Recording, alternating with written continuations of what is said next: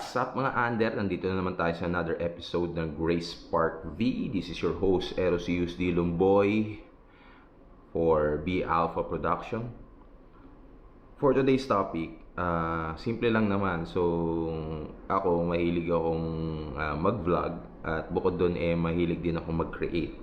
So, meron akong nakita na naman na flow doon sa aking ginawang setup. As much as possible, I want this DJI Osmo to be fully utilized. Kasi ayokong bumibili lang ako ng gadget, tas hindi ko naman siya nagagamit.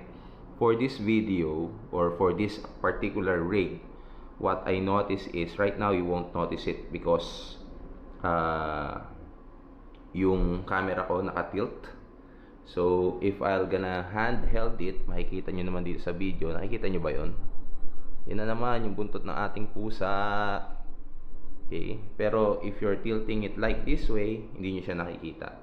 So, medyo obsessive compulsive ako pagdating sa mga gamit ko. So, in this video, meron na naman tayong mga parts na papalitan. Okay?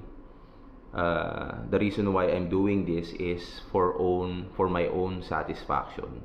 Okay? Hindi ako nag-i-influence ng tao. Kung meron kayong meron kayong mga video din na gustong i-share, post it in YouTube, syempre titignan ko rin siya dahil kasi yun nga yung hilig ko, to create rigs for my DJI Osmo. Maybe for now, it's for DJI Osmo. Maybe later on, para sa aking camera, which is my next project. Okay? Next project ko, pag nagkaroon na ako ng budget, gagawa tayo ng rig for my X-T3. Okay, sana magustuhan nyo rin. So, para ma-inspire pa kayong gumawa ng sarili nyong vlog at para tunghayan or abangan ang aking videos, please subscribe at this channel at tignan natin kung anong makakicreate pa natin para dito sa channel na to.